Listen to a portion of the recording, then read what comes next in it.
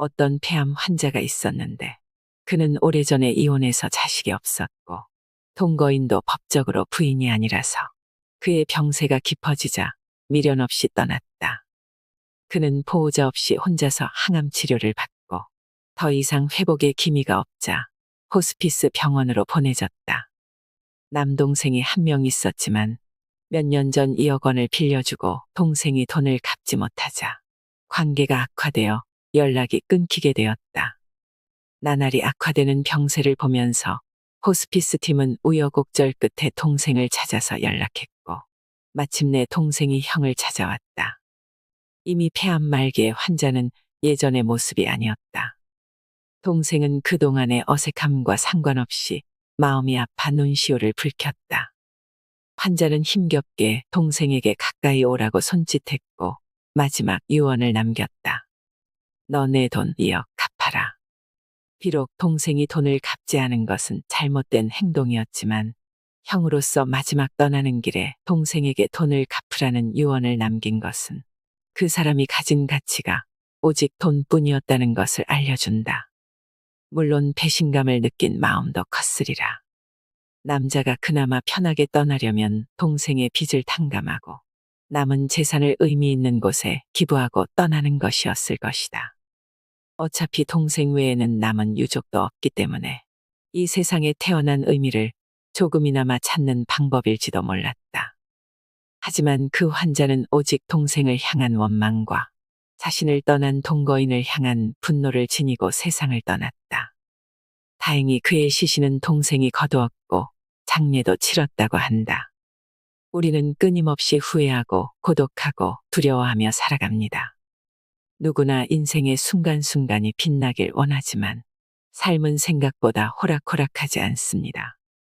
죽음 앞에 섰을 때 인생의 끄트머리에 서서 만족하며 눈을 감는 사람은 과연 몇이나 될까요? 독일의 시인 베르톨트 브레이트는 죽음을 그토록 두려워 말라 못난 인생을 두려워하라라고 말했습니다. 죽음은 외면해야 할 존재가 아니라 마주해야 할 대상입니다. 죽음을 직시해야 삶에도 의미가 생깁니다. 죽음이 없다면 삶은 무료하고 아무런 목적도 없을 것입니다. 오늘 소개해드릴 책은 죽음 앞에 섰을 때 어떤 삶이었다고 말하겠습니까?입니다. 먼 훗날에 올 죽음을 상상하면서 거꾸로 지금의 삶을 돌아보세요. 나는 어떻게 살았고 앞으로 어떻게 살아가야 할 것인지 생각해보는 소중한 시간이 되시길 바랍니다. 본받아야 할 인간상과 피해야 할 인간상. 공자는 세 사람이 길을 가면 반드시 나의 스승이 있다고 말했다. 여기에서 흥미로운 것은 그 중에서 선한 것을 택해서 따르고 선하지 않은 것은 그것을 거울 삼아서 고쳐라라고 조언한 점이다. 즉, 좋은 점을 배우는 것은 당연하지만 그렇지 않더라도 본보기 삼아서 자신도 그와 같은 문제가 없는지 비추어 보라는 것이다. 우선 나의 인맥을 다시 한번 돌아보고 이 중에서 나에게 스승이 될 만한 사람이 있는지 따져보는 것이 어떨까. 타인에게 베풀기를 좋아하고 덕을 쌓는 사람이 있다면 그 점을 배우면 된다. 철저한 자기 관리로 나이에 비해 젊게 사는 사람이 있다면 이 또한 참조할 만하다. 반면 나이가 들수록 점점 꼰대가 되고 귀를 막고 사는 사람도 있다. 오로지 자신의 경험과 연륜만이 옳다고 믿으며 다른 사람의 의견은 묵살한다. 그렇게 고립되어 살아가는 사람이 있다면 이는 피해야 할 인간상이다. 그리고 나도 그 사람과 마찬가지인 건 아닌지 돌아보면 된다. 인간은 사회적인 동물이기 때문에 관계를 피할 수 없다. 더군다나 나이가 들면 더욱 그렇다. 친구, 직장 동료, 각종 지인들이 그렇다.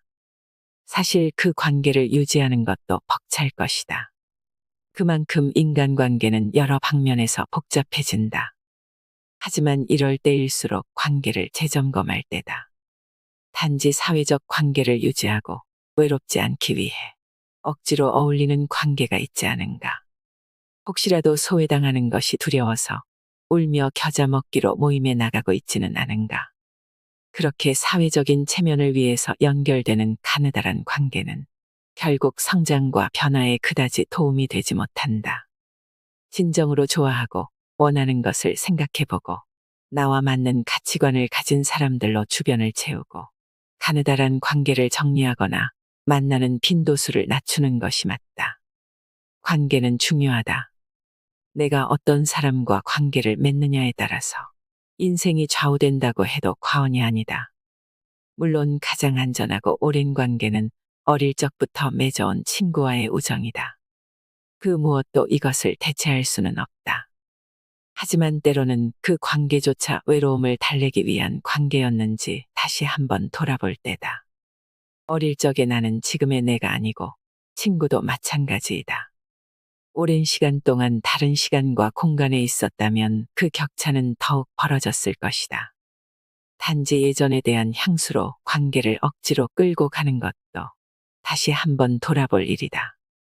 주변의 관계를 나의 변화와 발전을 위한 수단으로만 여기자는 이야기는 아니다. 하지만 그 관계가 우리의 남은 인생에 상당히 중요한 역할을 하는 것도 사실이다.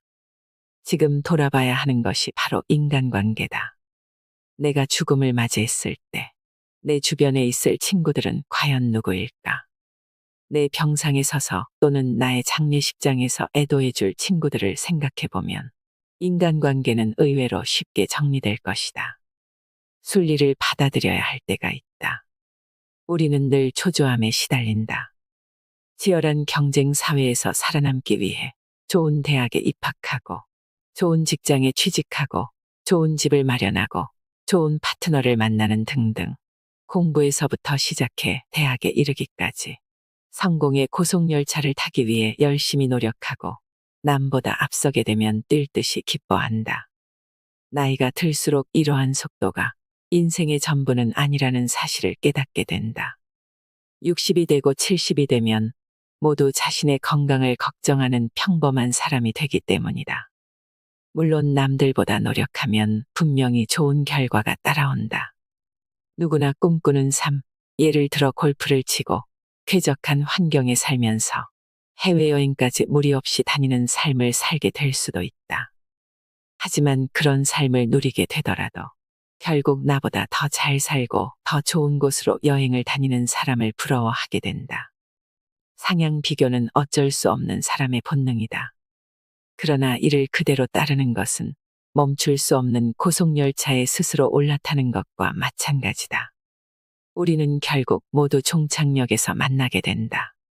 그 누구도 생로병사를 벗어날 수는 없다. 부자이고 권력자라도 말이다. 세상을 살다 보면 뜻대로 풀리지 않는 경우가 많다. 최선을 다했음에도 불구하고 원하는 결과가 나오지 않기도 한다. 그럴 때 당연히 절망과 좌절을 느끼게 된다. 하늘을 원망하고 싶은 마음도 들 것이다. 특히 쏟아부은 시간과 힘이 많으면 많을수록 그런 마음이 더 강하다. 그러나 어느 순간에는 놓아버릴 때도 필요하다. 마치 어떤 일에는 시간이 필요하듯이 잠시 시간을 주는 것도 방법이다. 무조건 매달린다고 해결되는 것은 아니다. 장자가 이야기했듯이 황홀한 가운데 섞이고 변해서 기가 생기고 그것이 형체가 되고 형체가 변하여 삶이 되듯이 그것이 반대로 되어서 형체와 기가 사라져서 죽음이 되는 것이다. 이것이 삶과 죽음의 순환 과정이다. 우리는 젊은 시절 청운의 꿈을 안고 열심히 노력한 결과 좋은 성취를 이루고 잘 살게 되었지만 언젠가는 그 끝이 있게 마련이다. 그렇기 때문에 인생을 좀 더 크게 볼 필요가 있다. 최선을 다하는 자세는 중요하다. 그러나 순리를 받아들이는 자세도 똑같이 중요하다. 어차피 인간이란 존재는 기와 형체, 생명으로 이루어졌다가 마치 계절이 변하는 것처럼 끝이 있게 마련이다. 그러한 변화를 인정할 때 부와 명예, 사회적 지위 등에 집착하는 마음을 조금이나마 내려놓을 수 있다. 맹자가 세상의 근본이 나에게 있다고 말한 이유. 스마트폰에 빠져 아이를 신경 쓰지 않는 아버지가 있다. 그는 스마트폰 화면에 시선을 고정한 채 기계적으로 아이에게 밥을 먹인다. 아이의 귀여운 모습은 쳐다보지도 않은 채 말이다. 다음 숟갈을 먹이려다 보니 어느새 아이가 반항기 가득한 청소년으로 훌쩍 성장했다. 아버지는 다소 놀란 표정을 짓는다. 이어서 아버지는 나이가 들고 자식은 성년이 되었다. 아버지가 대화를 나누려고 하나 이번에는 자식이 스마트폰만 쳐다본다. 어느 날 자식이 문득 아버지를 보니 이미 아버지는 할아버지가 되어 있다. 스마트폰에 빠져 지금 현재의 행복을 온전히 누리지 못하는 실수를 꼬집는 어느 광고의 내용이다. 그런데 이 광고조차 결국 스마트폰으로 보는 것이 현실이다. 넷플릭스의 창업자인 리드 헤이스팅스는 넷플릭스의 경쟁 상대는 인간의 수면 시간이라고 했다. 잠을 자는 것도 잊을 만큼 우리가 온라인 콘텐츠에 중독되어 있다는 뜻이다.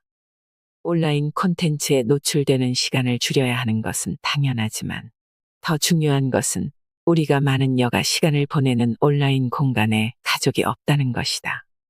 온라인을 통해 재미있는 것을 보며 휴식 시간을 갖는다 해도 그 시간이 나에게 행복을 보장하지는 않는다. 오히려 잠을 덜 자게 되어 피곤하고 가족에게도 짜증을 내기 십상이다. 맹자가 국가의 근본은 가정이고 가정의 근본은 나 자신이라고 한 것이 바로 이와 같다. 사서 중 하나인 대학에 수신제가 치국평천하라는 말이 나온 것도 같은 이유다. 나라가 평온하려면 우선 나 자신을 바로 세워야 한다. 그래야 가족이 평온하고 나라도 평안해진다. 마찬가지로 가족과 나라가 평온해야 나도 평온해진다고 해석할 수도 있다. 나를 바로 세운다는 것은 어떤 것일까? 공부를 하고 교양을 쌓으면서 몸과 마음을 수양하라는 의미다. 삶의 가치관을 바로 세우면 인생은 보다 풍족해지고 가족에게도 더 많은 신경을 쓸 수 있다. 하지만 나의 정신이 다른 곳에 매몰된다면 나도 길을 잃고 가족도 길을 잃는다. 나의 가치관이 오직 부와 명예라면 가족에게 소홀하게 된다. 만약 목표를 달성한다 하더라도 가족이 행복해할지 알 수 없고 나 역시 마찬가지다. 실제로 사회적으로 성공한 인사들을 보면 가족에게 소홀한 경우가 많다. 그러한 사람들이 국가의 정책을 결정하는 자리에 있다면 각 가정에서 겪는 어려움을 진심으로 공감할 수 있을까? 당연하지만 만사 제치고 가정에만 신경을 써야 한다는 말은 아니다. 무엇이든 과하면 부작용을 낳는 법이다. 만약 나를 희생하면서 가정을 위했다고 한다면 억울한 마음이 들 수도 있을 것이다. 겉으로는 아니라고 하겠지만 속으로 섭섭한 마음이 들기 시작하면 가족에게 더 많은 것을 요구하게 된다. 그러다 보면 가족 간에도 서로 부담스러워지고 자연스럽게 멀어질 수밖에 없다. 우선 나의 행복을 우선해야 한다. 다만 그 행복은 오직 나만을 위한 이기적인 것이 아니어야 한다. 나를 충전하고 그 충전된 힘을 남은 가족에게 베풀기 위함이다. 누차 말했듯 우리의 삶은 길지 않다. 그러므로 주어진 시간을 충실하게 사용해야 한다. 가족을 위해서라며 무리하게 일하고 그 다음엔 피곤하다며 나만의 시간에 빠진다면 나에게도 소홀하고 가족에게도 소홀하게 된다. 두 마리 토끼를 다 놓치는 것이다.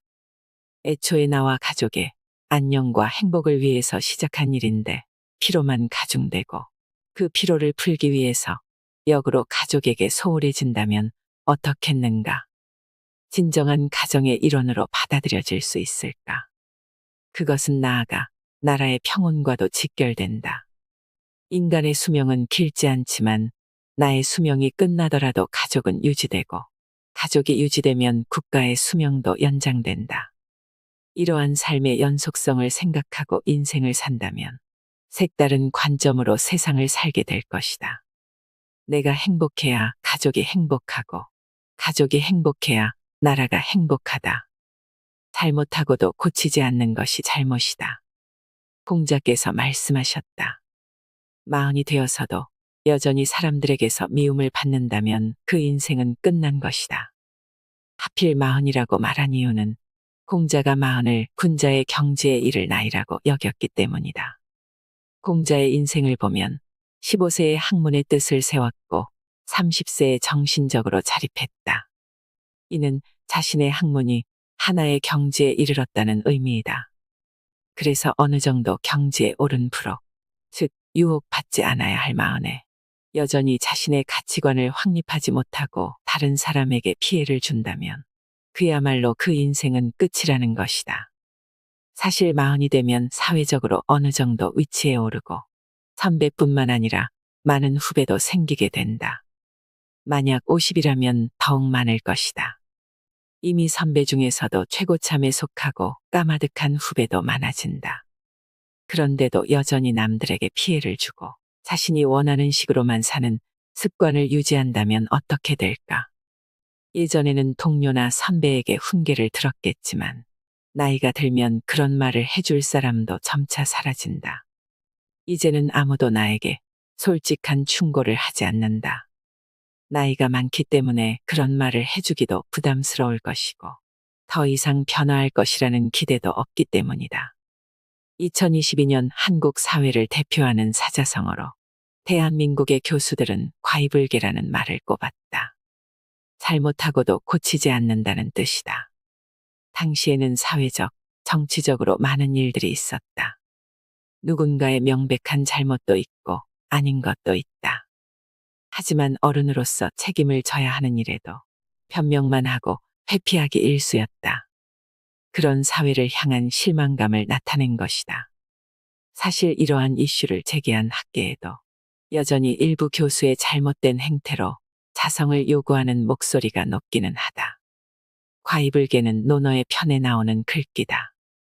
과이불개, 시윗과애로서 잘못하고도 고치지 않는 것, 이것은 잘못이다 라는 뜻이다. 즉, 누구나 실수를 하고 잘못을 할 수 있지만 그것을 인지하고도 고치지 않는 것은 문제라는 의미다. 마흔은 한창 사회적으로 바쁘고 누군가는 승승장구하는 시기이기 때문에 미처 자신을 돌아볼 틈이 없다.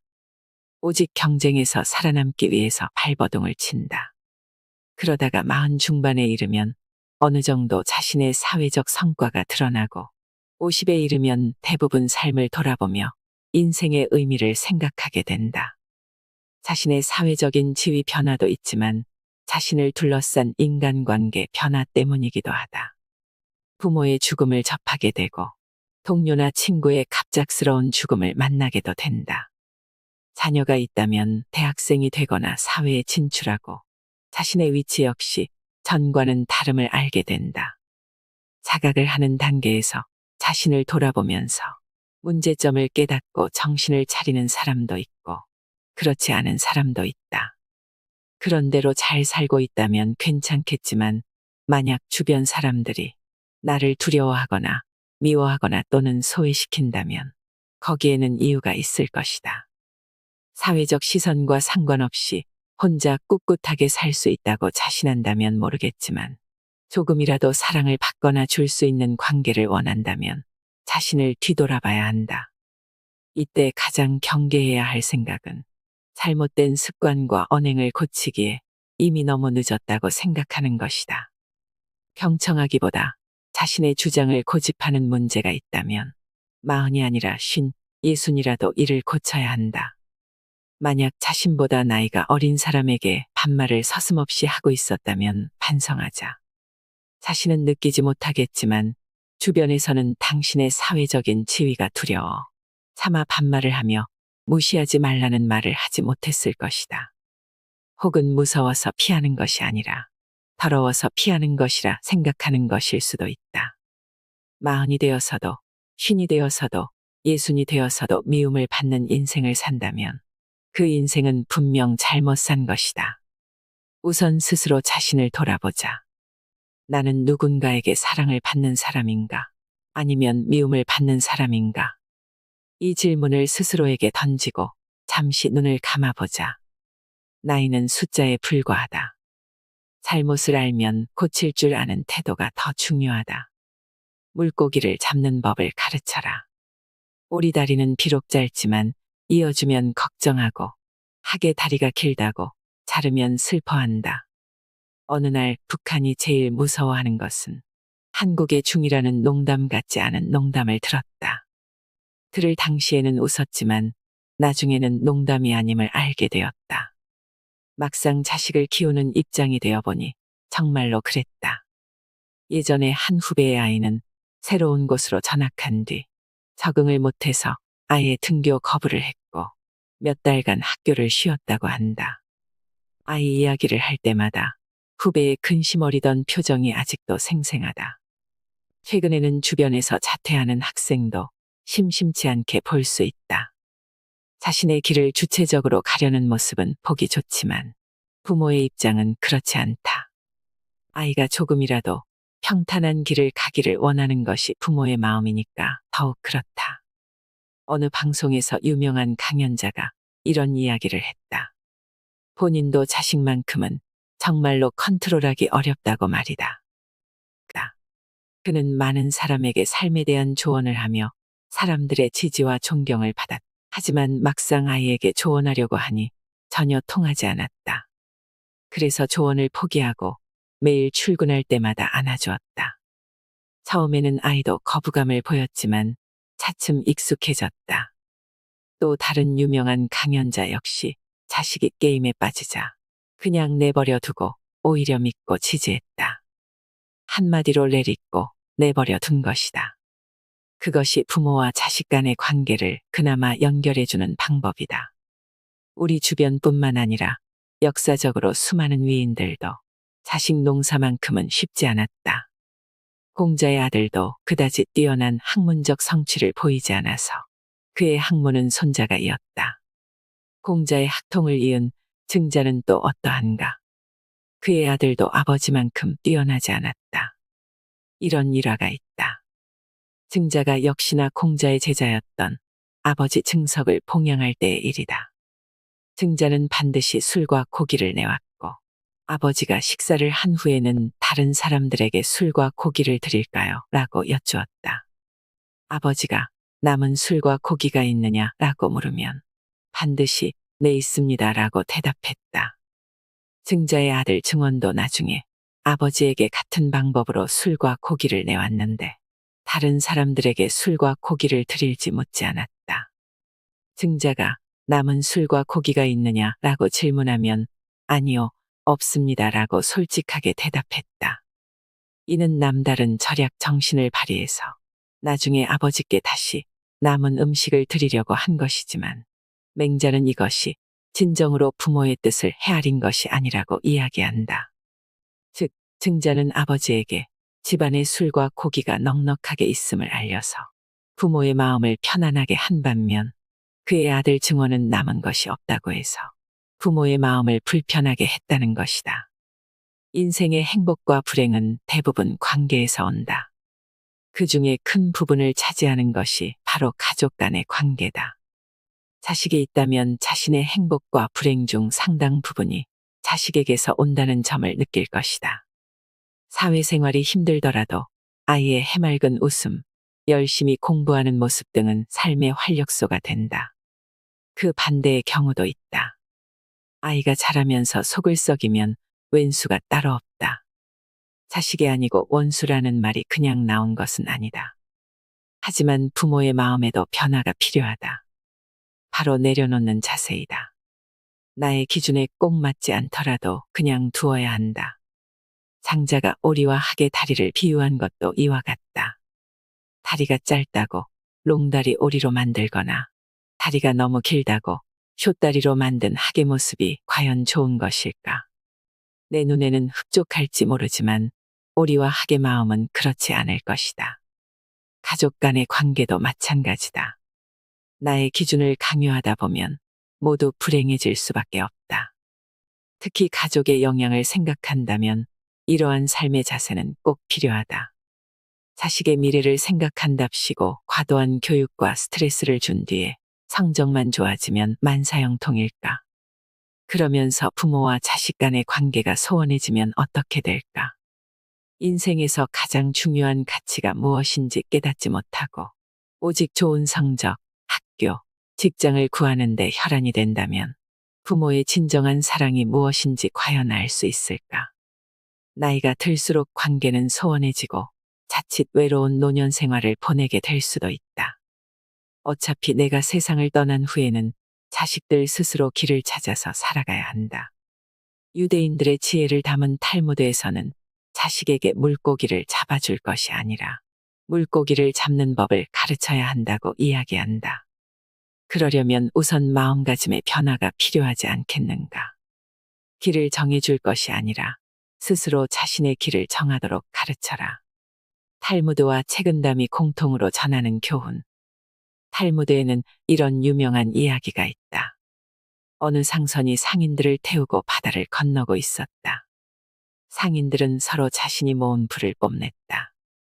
그중 한 상인이 같이 탑승한 학자에게 당신은 무슨 물건을 팔고 다니시오? 라며 조롱하듯 물었다.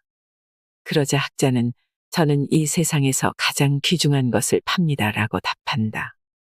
겉모습을 보아하니 전혀 그렇게 보이지 않았기 때문에 상인은 학자가 잠든 사이에 짐을 풀어보았다. 그런데 짐에는 아무것도 없었다. 상인은 학자가 거짓말을 했다고 여겼다. 그들을 실은 배는 항해 도중 풍랑을 만나 전복되고 상인들은 싣고 있던 모든 재물을 잃게 된다. 그러나 학자는 새로 정박한 마을에서 자신이 지닌 지식을 이용하여 학문을 가르쳤는데 기존의 어느 학자보다도 훌륭했다. 상인들은 그제야 학자가 가진 가장 귀중한 것이 무엇인지 알게 되었다. 그것은 사라지지 않는 지혜와 지식이었다. 우리는 살면서 나 자신을 포함해 수많은 사람의 흥망성쇠를 지켜본다. 어떤 사람은 부를 일구어 다른 사람의 부러움을 사기도 하고 어떤 사람은 누구보다도 높은 명성을 얻어서 존경을 받는다. 그러나 부와 명예는 얼마나 지속될지 모른다. 때로는 너무나 쉽게 사라지기도 한다. 부와 명예를 유지하더라도 결국 세상에 남길 수 있는 건 그저 이름뿐이다. 허무주의를 이야기하기보다는 단지 영원한 것이 없다는 사실을 다시 한번 짚고자 한다. 변화무쌍한 세상에서 그나마 유지되는 것은 우리의 정신적 유산이다. 정신적 유산은 나뿐만 아니라 대대손손 물려질 수 있기 때문이다. 과학자가 발견한 업적은 후대로 이어지면서 새로운 발견을 돕고 인류의 발전에 기여한다. 스티브 잡스가 개발한 아이폰, 일론 머스크가 대중화한 전기 자동차, 제프 베이조스가 만든 거대한 물류 시스템 같은 유산은 대대손손 물려진다. 이렇게 커다랗고 위대한 유산을 남기라고 말하려는 것은 아니다. 이를 계기로 내가 가진 자산이 무엇인지 돌아보자. 자신이 하찮다고 여기는 것이라도 누군가에게는 도움이 될 수 있다. 물질적인 도움뿐만 아니라 사회생활, 가정생활을 하면서 깨달은 지혜가 바로 그것이다. 이런 자산은 다른 가족원에게 물려줄 수 있고 친구와 지인들에게도 나눌 수 있다. 나누면 나누는 만큼 다른 누군가는 혜택을 볼 것이다. 그런 마음으로 자신이 가진 무형의 자산을 돌아보고 그것을 유산으로 남길 방법을 생각해 보자. 이를 위해 스스로 더 공부하고 지혜와 덕을 키워야 한다. 단지 아는 것에 그치지 않고 어떻게 더 잘 전달하여 다른 이에게 도움을 줄 수 있을지 고민할 필요가 있다. 책은담에는 사람이 죽은 뒤에 자신의 은혜와 덕이 오랫동안 흐르게 하여 사람들에게 그 끝이 없음을 알게 해야 한다는 말이 나온다.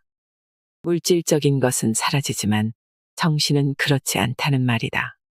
고대로부터 내려온 철학이 대표적인 예다. 셀 수 없는 철학자들의 유산 덕분에 인류는 삶에 대해서 더 고민하고 고찰하려고 노력한다. 그 은혜와 덕은 아직도 흐르고 인류가 존재하는 한 영원할 것이다. 대부분 사람은 이런 고민 없이 살다. 삶의 마지막에서야 인생을 회고하면서 후회한다. 지금이라도 생각해보자. 내가 남길 수 있는 그리고 남겨야 할 자산은 과연 무엇일까? 거창하게 생각할 것은 없다. 만약 단 하나의 교훈이나 문장을 후세에 남길 수 있다면 무엇을 남기고 싶은가? 어떻게 마음을 다스릴 것인가? 그야말로 분노의 시대다. 분노학이라는 학문이 생겨야 될 것 같은 생각도 든다. 서로가 서로를 미워하고 증오하면서 전쟁이 일어나거나 광기 어린 살인, 작게는 말다툼과 댓글 전쟁 등이 벌어진다. 우리는 왜 이렇게 분노하게 된 것일까? 나이가 들면서 우리는 이러한 마음을 다스릴 수 있을까? 사실 나이에 많고 적음과 상관없이 여기저기서 분노가 폭발하고 있다. 하지만 인생의 황혼기에 접어들면서까지 여전히 누군가를 미워하고 적대시할 필요가 있을까? 용서까지는 아니더라도 적어도 나의 마음의 평화를 위해서 노력해야 하지 않을까? 나이가 들수록 점차 세상사에 초연하게 된다. 일희일비하던 일들이 사실 그다지 중요하지 않음을 알게 되기 때문이다. 인생의 희로애락도 결국 세월이 지나면서 자연스럽게 해결이 되거나 잊힌다. 이러한 인생의 지혜를 깨달으면 다행이지만 그렇지 않은 경우도 다반사다. 나이 어린 친구가 버르장머리 없다고 화를 내거나 가족이나 친구의 말 한마디에 감정이 오락가락한다. 심지어 누가 내 차 앞에 끼어든다고 경적을 울린다. 그런데 이런 분노의 감정들은 오래 지속되지 않는다. 얼마간의 시간이 지나가면 잊히는데도 거기에 너무 쉽게 좌우된다. 나이가 들면서 잊지 말아야 할 것은 마음의 평정이다. 화가 나면 화를 내고 기쁘면 기뻐하고 슬프면 슬퍼하고 고통스러우면 고통스러움을 보이고 싶은 것은 당연하다. 우리는 인간이기 때문이다. 아무런 동요가 없다면 그것도 이상하다. 하지만 점차 나만의 노하우를 찾아야 한다. 분노가 치밀어 오를 때 버럭 화를 내고 받아치기보다는 한 템포 잠시 쉬거나 아예 장소를 피하는 방법이 있다. 슬픔이 밀려올 때도 거기에 너무 좌우되기보다는 기분을 환기하기 위한 노하우를 찾아야 한다. 예를 들어 산책을 하거나 멘토나 친구, 가족과 같이 이야기를 하고 슬픔을 나누는 등의 방법이 있을 것이다. 우리가 인생을 마무리할 때도 이러한 노력이 도움이 된다. 치명적인 병에 걸리거나 곧 죽음이 임박해서 슬픔이나 좌절의 기분을 느낄 때 평소 스스로 마음을 치유할 수 있는 방법을 찾는다면 마지막을 준비하는 데 힘이 될 것임에 틀림없다. 그것이 바로 인생의 지혜이고 어른의 지혜다. 마지막 평화를 위해서 마음을 다스리는 법을 익혀야 한다. 여러분, 어떻게 죽음을 맞이해야 할지 실마리를 찾으셨나요? 지난 세월 동안 치열하게 살아왔지만 죽음에 대해서는 남의 일처럼 치부하며 살았던 것은 아닐까 합니다. 시간이 아무리 흘러도 절대 변하지 않는 것들이 있습니다. 사람은 모두 죽는다는 것입니다. 꾸준히 노력하다 보면 점차 삶과 죽음의 의미가 보이고 어떻게 살아가야 할지 해답을 찾으실 수 있을 거라 생각합니다. 유한한 삶이기에 우리는 더더욱 가치와 의미를 찾을 필요가 있습니다. 남들의 시선에 맞추지 말고 내면의 목소리에 귀를 기울여 보세요. 행복도 고통도 내 마음에 달려 있습니다. 이상으로 인생의 품격이었습니다. 하루하루 당신의 품격이 더 빛나길 바랍니다.